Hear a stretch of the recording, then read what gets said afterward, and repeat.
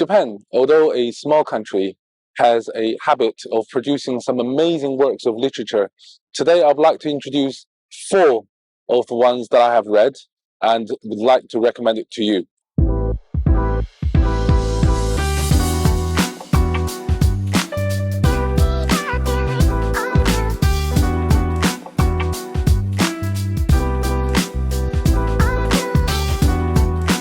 Hello everyone, welcome to another episode of Harry's Book Cafe. Today we are just outside Osaka Castle in Japan. What a setting for book recommendations by authors of Japanese origin and author of Japanese connection.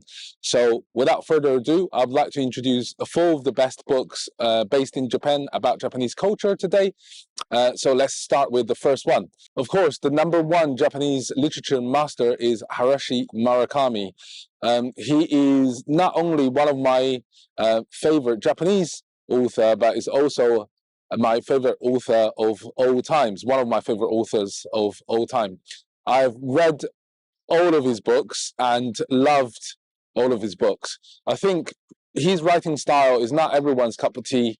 It's marmade of a book. You either love it or you don't, because it's a little bit, his writing resembles a well-cooked, exquisite Japanese dish. Looks amazing, but still tastes a little bit bland. People's complaint of Haruki Murakami's books are that not many things happens in his books. And to a certain extent, I do agree. But I am actually more attracted to the nothingness than repelled by it. But anyway, the book I want to recommend, number one, is Haruki Murakami's Wind Up Bird Chronicle. It is a large book, over 600 pages, and it's about this typical Japanese man. He starts to receive very interesting phone calls, very strange phone calls. First, he lost his cat, then his wife simply walked out on him, and then followed by that, numerous interesting phone calls happened. And he then started to try to find his cat and then his wife. So he embraced on this journey in his neighborhood of Japan. And during that adventure, he met so many very intriguing characters. There is a teenager girl who were based in school, and all she seems to think is death. Everything that death related, she is interested in. The other character, very interesting character, is a Second World War Japanese veteran.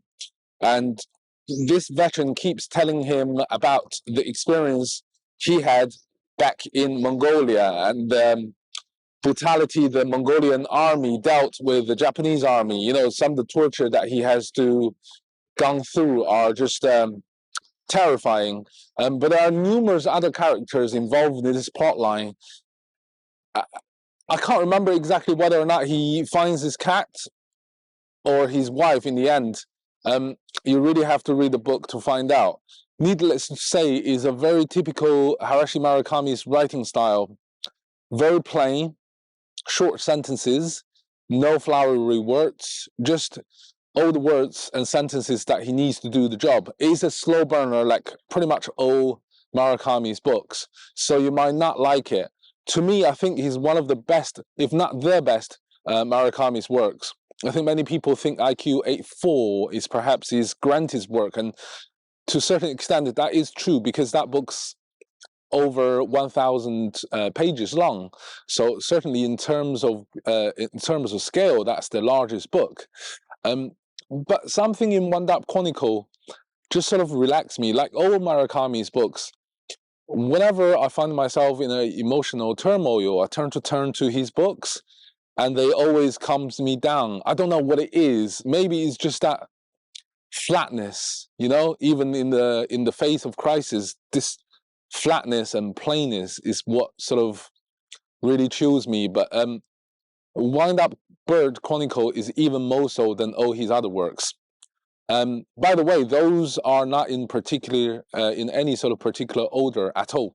So the second recommendation I would like to recommend you is A Convenient Store Woman. This is a book that reflects about the rigidness of Japanese society and Japanese social order. And this book is a sort of a rebel against that structure. So it essentially is about this woman who's been working in a Japanese convenience store since she was 18, since she first left school. And now she's 35 years old. She still works in this convenience store. Many of his co-colleagues, in fact, all of his co-workers has way left the convenience store and move up the career ladder, working in either office or self-employed, starting their own business. They move up the social hierarchy and the social the hierarchy.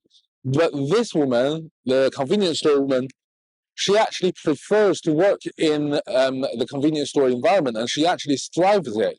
And it's about all the bullies that she has to deal with, all the jeerings from his co-workers, letting her know in no uncertain terms what they actually think of her, about her lack of ambition and stuff like that.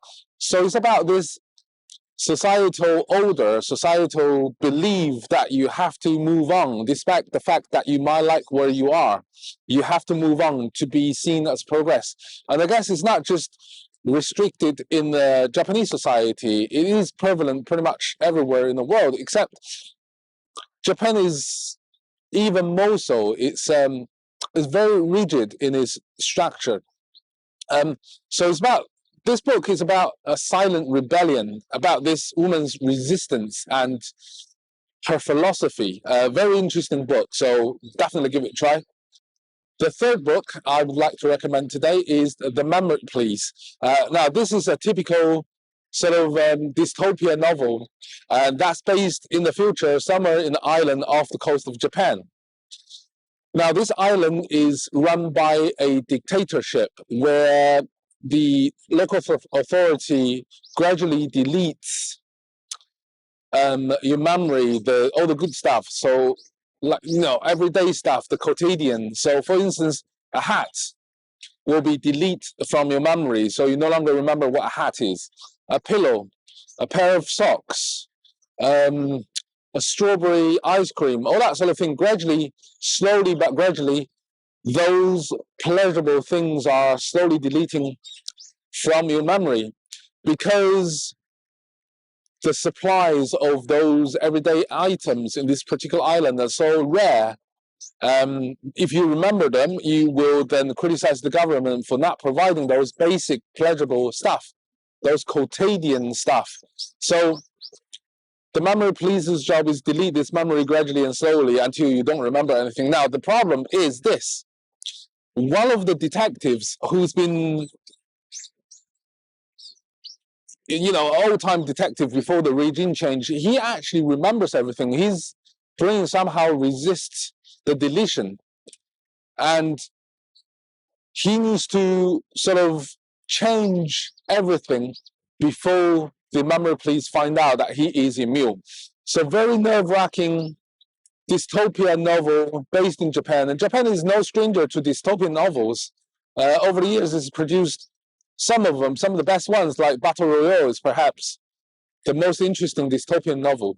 Anyway, that's the third book. I strongly recommend you to have a read. The fourth book I would like to recommend today is The Lonely Castle in the Mirror. This is a relatively new book. I only purchased it a couple months ago. The only reason I purchased it is because it's 99p on Kindle, and it has a fantastic looking cover. So I was quite intrigued, and also the title was quite amazing. So I started reading the book without really knowing much about the plot line. And then I find out it's actually a sort of fantasy novel based in the current day Japan. It's parallel universe. So it centers on 7 teenagers who are sort of outliers, outcast in their own sort of social hierarchy in their school. They're the bullied, and one day all of them wake up in their own bedrooms and realize their mirror was shivering. So a little bit like the Matrix scene, they push their finger into the mirror, and the shimmering got worse, only to be then they realized they got sucked into a parallel world. This parallel world is actually quite small. It involves in a castle in the a pink castle, very pretty castle, and the promise is this: they need to, in this castle, there's key they need to find. Once they have obtained the key, they can then grant one wish, not for each of them, but in total there's one wish. But if you don't find the key within that time period, then they will be stuck there forever. Very interesting concept, and it really depicts about the human selfishness, because as the 7 strangers, teenagers, start to build up relationship, they each are calculating how to find the key for themselves and grant he or her own wish rather than forfeit the key for someone else's wishes. So it's about this machination, about this, you know, trying to stab each other in the back. It's just a bit like Squid Game, but more civilized version of it. It's very, very interesting concept. Definitely do need to check it out. So that's pretty much all the 4 books I would like to recommend. However, before I sign off this video, I would like to make a suggestion. Although this book is not written by a Japanese author, it is about Japan and is very well written as well. I have done a full review, so I will put a link up here. It is The Woman in White Kimono, and it's a ultimate love story between a Japanese woman and an American soldier based in 1950s Japan. Fantastic novel, absolutely fantastic. It is a love story that ends ultimately in failure, and it probably will break your heart because it's a very sad read. As I said, I've done a full review. Please check those out. But I thought I'd throw this book in this particular episode because it's such an amazing, amazing book based in Japan. But anyway, guys, that's the end of this episode. I do hope you have enjoyed the book reviews and also the scenery behind me. If you like the video, please give it a thumb up and subscribe. It really does help a new channel like mine. Until next time, cheerio.